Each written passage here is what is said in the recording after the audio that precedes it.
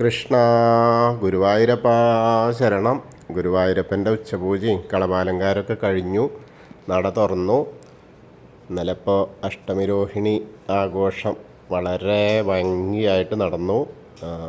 ധാരാളം ഭക്തർ ദർശനമായി. അതുപോലെ തന്നെ ഉണ്ണിയുടെ പിറന്നാൾ സദ്യ ഉണ്ടു.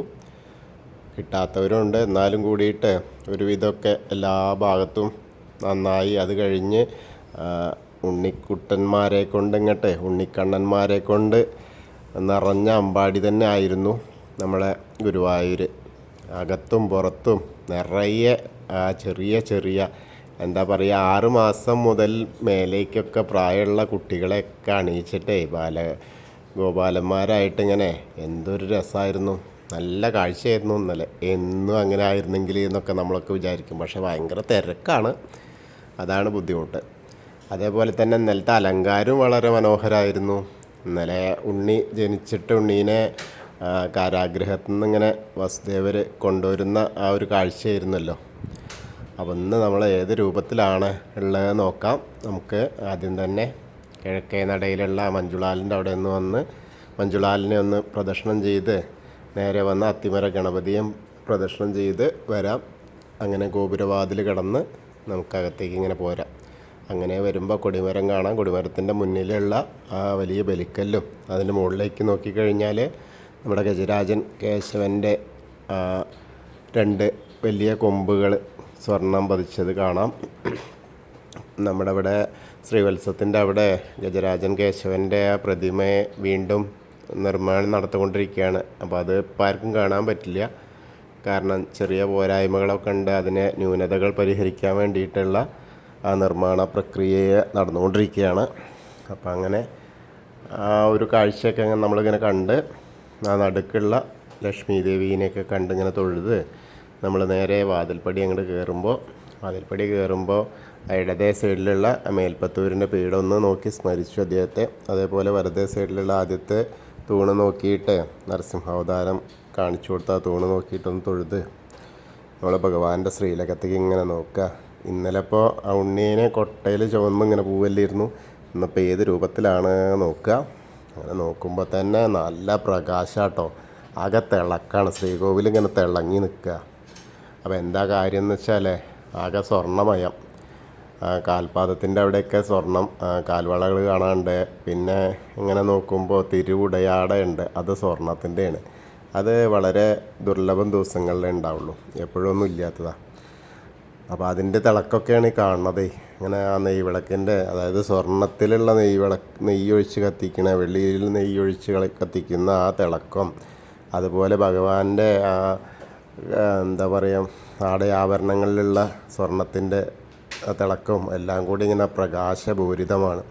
പിന്നെ അതുമല്ല ആ മഞ്ഞ കളറിലല്ലേ നമ്മുടെ കളപുള്ള, അപ്പോൾ അതിൻ്റെ ഒരു തിളക്കം വേറെ. അങ്ങനെ നോക്കി വരുമ്പോൾ പിന്നെ അരമണി കാണാണ്ട്, അരമണി കിങ്ങിണിയൊക്കെ ഇങ്ങനെ കാണാണ്ട് മുകളിലേക്ക് ഇങ്ങനെ നോക്കുമ്പോൾ മാറിലൊരു വളയം പോലത്തെ മാല, പിന്നെ ഒരു പതക്കം പോലത്തെ മാല, അതൊക്കെ കാണാണ്ട്, കൈവളകൾ കാണാണ്ട്, തോൾവളകൾ കാണാണ്ട്, നല്ലൊരു പൊട്ട്, അതായത് ഗോപീതിലകം തൊട്ടിട്ടുണ്ട്, അതൊക്കെ സ്വർണം തന്നെയാണ്. അങ്ങനെ നോക്കി പൊന്നിൻ്റെ കിരീടം വെച്ചിട്ടുണ്ട്. അതൊക്കെ കിരീടമൊക്കെ നല്ല ഭംഗിയുള്ള കിരീടം. അതേപോലെ കൈവളകളിൽ കാണുമ്പോൾ നമുക്ക് കാണാൻ കഴിയുന്നത് ഇടത്തെ കയ്യിൽ ഓടക്കുഴലുണ്ട്, വലത്തെ കയ്യിൽ ഒരു താമരപ്പൂവും വെച്ചിട്ടുണ്ട്. ആ പൊന്നോടക്കുഴലും ഉണ്ട്. അപ്പോൾ മൊത്തത്തിൽ ആകെ സ്വർണത്തിലാണ്. ഇന്നലെ പിറന്നാൾ കഴിഞ്ഞപ്പോഴേ ഉണ്ണിക്ക് സമ്മാനമായി കിട്ടിയതാവും, അങ്ങനെ വിചാരിക്കാം നമുക്കല്ലേ. എന്താ വെച്ചാൽ ഒക്കെ ജനിച്ചിട്ട് അങ്ങനെ കിട്ടിയ മാതിരിയൊക്കെ ഉണ്ട്. പിറ്റേ ദിവസം കിട്ടുന്നൊന്നുമില്ല കേട്ടോ പറഞ്ഞത്, എന്നാലും നമുക്കങ്ങനെ അത്രയ്ക്കും സന്തോഷമുള്ള. ഇനി അതിലേക്കൊക്കെ ഉപരിയായിട്ടോ ഉണ്ണിയുടെ മുഖത്തേക്ക് നോക്കിയാലോ ഒരു സ്വർണ്ണ പുഞ്ചിരി തന്നെ, അങ്ങനെ തന്നെ പറയാം. നല്ല പുഞ്ചിരിച്ച മുഖത്തോട് നോക്കിയിട്ട് ഇങ്ങനെ നിൽക്കുന്ന പൊന്നുണ്ണിയാണ്. വളരെ മനോഹരമായിട്ടുള്ള ഒരു കാഴ്ച.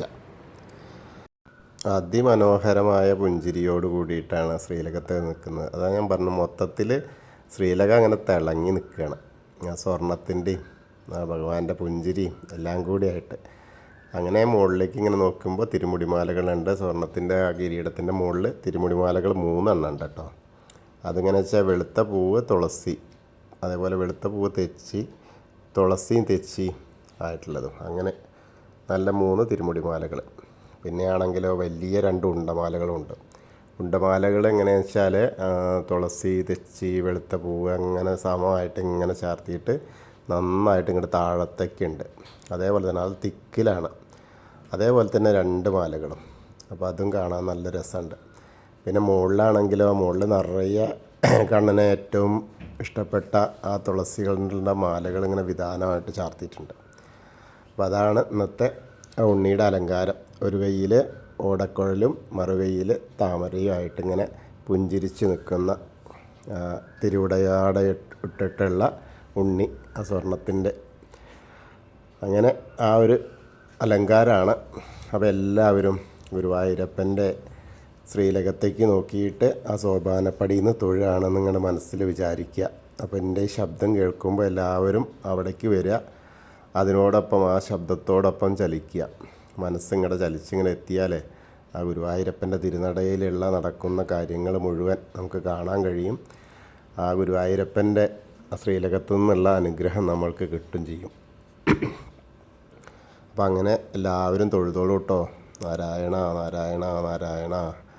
അങ്ങനെ തൊഴുത് നമ്മളവിടെ നിന്ന് ഇങ്ങനെ സോപാനപ്പടിയിൽ നിന്ന് ഇറങ്ങിയിട്ട് ആദ്യം കാണുന്ന അഗ്നികോണിലുള്ള ബലിക്കല്ല് നോക്കി തൊഴാം.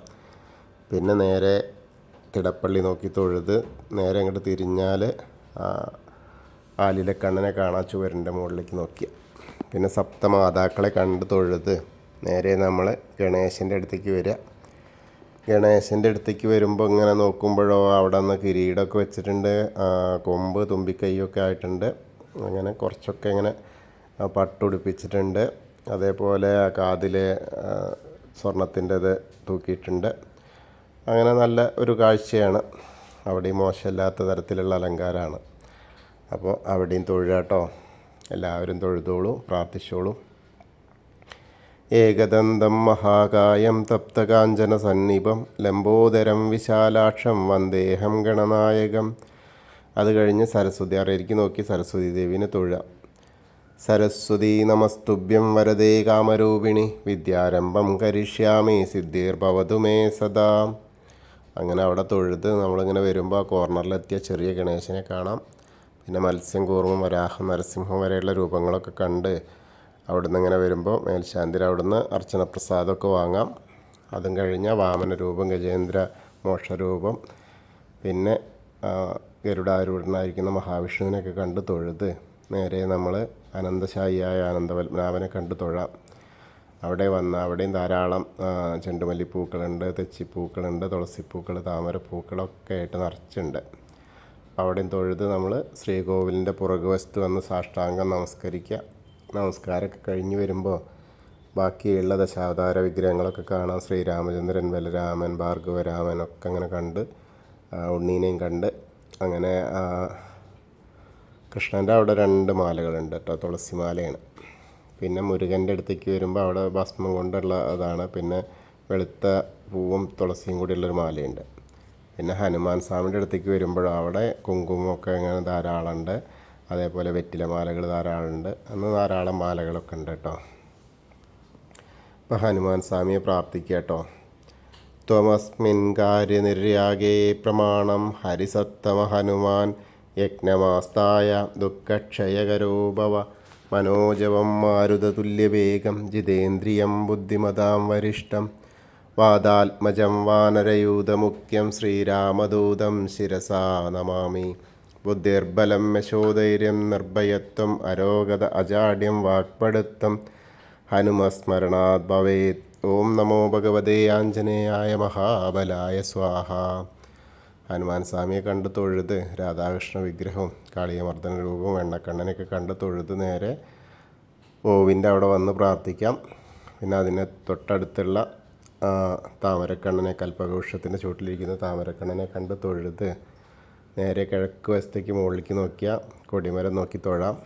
പിന്നെ മണിക്കിണറും നൃത്താറയൊക്കെ കണ്ട് തൊഴുത് നേരെ ഇങ്ങനെ വരുമ്പോൾ കുറൂരമ്മേനെയും നാരദരെയും അതുപോലെ മേൽപ്പത്തൂരിനെയൊക്കെ കണ്ട് തൊഴുത് വസുദേവരെയൊക്കെ കണ്ട് തൊഴുത് ഇങ്ങനെ നമ്മൾ വടക്കേ നടയിൽ കൂടെ പുറത്തേക്ക് വന്ന് പ്രസാദ കൗണ്ടറിൻ്റെ അവിടുന്ന് ചന്ദനവും തീർത്തൊക്കെ വാങ്ങാം. അതിനുശേഷം എടത്തരികത്തുകാവ് ഭഗവതീനെ കാണാനായിട്ട് ഇങ്ങനെ പോരാം. അങ്ങനെ ഭഗവതിയുടെ അടുത്തേക്ക് വരിക. ഭഗവതിയുടെ അവിടെയൊക്കെ ഇങ്ങനെ അലങ്കാരമൊക്കെ ആയി വരണു. ഗോളകയാണുള്ളത്. അങ്ങനെ ബാക്കിയുള്ള ഭാഗങ്ങളൊക്കെ ഇങ്ങനെ നന്നായിട്ട് പൂക്കളുണ്ട്, ഇഷ്ടംപോലെ നടക്കണു, പൂജയും നടക്കുന്നുണ്ട്. അപ്പോൾ നല്ലൊരു കാഴ്ചയാണ്. അപ്പോൾ അമ്മയുടെ അനുഗ്രഹം കിട്ടാനായിട്ട് പ്രാർത്ഥിക്കാം. സർവമംഗളമാംഗല്യേ ശിവേ സർവാർത്ഥസാധികേ ശരണ്യേ ത്രയംബകേ ഗൗരി നാരായണി നമോസ്തുതേ. അമ്മയെ കണ്ട് തൊഴുത്ത് നമ്മളിങ്ങനെ വരുമ്പോൾ ആ കോർണറിലെത്തിയ തിരിഞ്ഞ് നിന്നിട്ട് മമ്മിയൂരപ്പനെ നോക്കി പ്രാർത്ഥിക്കുക. നമശിവായ നമശിവായ നമശിവായ എന്നുള്ള പഞ്ചാക്ഷരി മന്ത്രം ജപിച്ച് മനസ്സിൽ മമ്മിയൂരപ്പനെ സ്മരിച്ച് പ്രാർത്ഥിച്ചാൽ അവിടെ എത്തിയ ഒരു പ്രതീതിയാവും. എന്നിട്ട് ഒന്ന് പ്രദക്ഷിണം ചെയ്തിട്ട് നമ്മൾ നേരെ കൊടിമരത്തിൻ്റെ അവിടെ വരിക. കൊടിമരത്തിൻ്റെ അവിടെ വന്ന് ഒന്നുകൂടി ഭഗവാന്റെ ശ്രീലകത്തേക്ക് നോക്കിയിട്ട് കയ്യിൽ ഓടക്കുഴലും താമരപ്പൂവും പിടിച്ച് നിൽക്കുന്ന ഉണ്ണിയെ ഒന്നുകൂടി കണ്ട് തൊഴാം. അങ്ങനെ തൊഴുത് അവിടെ നമസ്കാരമൊക്കെ കഴിഞ്ഞ് നേരെ വന്ന് നമ്മൾ കൂത്തമ്പലത്തിൻ്റെ അവിടെയും വന്ന് നമസ്കരിക്കാം. പിന്നെ അയ്യപ്പസ്വാമിയുടെ അടുത്തേക്ക് വരിക. അയ്യപ്പസ്വാമിയുടെ അവിടെ വന്നിട്ടൊന്ന് നോക്കുക. അവിടെ നോക്കിയിട്ടും തൊഴാം. അങ്ങനെ നോക്കുമ്പോൾ അവിടെയൊക്കെ മുഖത്തൊക്കെ ചന്ദനം ചാർത്തിയിട്ടുണ്ട്. അതുപോലെ സ്വർണത്തിൻ്റെ കാതിലത്തെ കാണാണ്ട്, അതേമാതിരി വലിയ ഒരു ചെയിന് കാണാണ്ട്. അങ്ങനെ മുകളിലൊരു ഗോപി തിലകം വെച്ചിട്ടുണ്ട്, കിരീടം വെച്ചിട്ടുണ്ട്. പിന്നെ ധാരാളം അർച്ചനപ്പൂക്കളുണ്ട്. അങ്ങനെ കണ്ട് തൊഴുതോളൂ കേട്ടോ. ഭൂതനാഥ സദാനന്ദ സർവഭൂതദയാപര രക്ഷ രക്ഷ മഹാബാഹു ശാസ്തേ സ്തുഭ്യം നമോ നമ. അങ്ങനെ അവിടെയും കണ്ട് തൊഴുത് നമ്മളിങ്ങനെ വരുമ്പോൾ പടിഞ്ഞാറ നടയിലെത്തിയിട്ട് ദീപസ്തംഭത്തിലെ കണ്ണനെയും കാണാൻ വേണുഗോപാലിനെ, പിന്നെ കൊടിമരത്തിൻ്റെ മുകളിലുള്ള ഗരുഡധ്വജനെയും കണ്ട് തൊഴുത് പടിഞ്ഞാറ നടയിൽ കൂടെ അങ്ങനെ പുറത്തേക്ക് വന്നാൽ രുദ്രതീർത്ഥക്കുളത്തെ ഒന്ന് പ്രദക്ഷിണം ചെയ്യാനായിട്ട് പോരാം. പ്രദക്ഷിണം ചെയ്യുമ്പോൾ നടുക്കുള്ള കാളിയമർദ്ദന രൂപത്തെ കാണാം. ഇന്നലെ ഇന്ന് അവിടേക്ക് അടുക്കാൻ പറ്റിയിരുന്നില്ല, അത്രയും തിരക്കായിരുന്നു. അങ്ങനെ നാരായണാലയത്തിൻ്റെ അവിടെ വന്ന് അവിടെ ഒന്ന് കയറിയിട്ട് പൂന്താനം തിരുമേനി പൂജിച്ചിരുന്ന വിഗ്രഹമൊക്കെ കണ്ട് ഇങ്ങനെ വരാം. പിന്നെ ഭഗവതിയുടെ അവിടെ വന്ന് ഒന്നുകൂടി തൊഴുത് നമ്മുടെ വലിയ ദീപസ്തംഭത്തിൻ്റെ അവിടെ വന്നിട്ട് ഭഗവാന്റെ ശ്രീലകത്തേക്ക് ഒന്നുകൂടി നോക്കിയാൽ നമ്മുടെ ആ ഉണ്ണിക്കണ്ണനെ ഒന്നുകൂടി കാണാം. അപ്പോൾ കണ്ട് തൊഴുത് തെക്കേ നടയിലേക്കുള്ള വന്ന് ആ കൂവളത്തെ ഒന്ന് പ്രദക്ഷിണം ചെയ്യുക. പ്രദക്ഷിണം ചെയ്യുമ്പോൾ മഹാദേവനും പാർവതീദേവിനെയും ഒക്കെ ഇങ്ങനെ മനസ്സിൽ സ്മരിക്കുക. അപ്പോൾ അവരുടെ അനുഗ്രഹം കിട്ടും. അപ്പോൾ നമ്മൾ ഇന്നത്തെയും ഗുരുവായൂരപ്പൻ്റെ ഉച്ചപൂജയും കളഭാലങ്കാരമൊക്കെ കണ്ടു തൊഴുതു. എല്ലാവർക്കും ആ ഗുരുവായൂരപ്പൻ്റെ അനുഗ്രഹം ലഭിക്കും.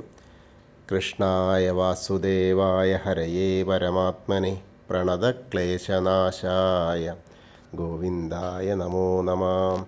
ഹരേ കൃഷ്ണ. ഗുരുവായൂരപ്പാ ശരണം. നമ്മളോട് പ്രാർത്ഥിക്കാൻ പറഞ്ഞ എല്ലാവർക്കും, അതുപോലെ നമ്മുടെ കൂടെയുള്ള എല്ലാവർക്കും ആ ഗുരുവായൂരപ്പൻ്റെ അനുഗ്രഹം ലഭിക്കാൻ വേണ്ടി പ്രാർത്ഥിക്കാം. ഹരേ കൃഷ്ണ. ഗുരുവായൂരപ്പാ ശരണം.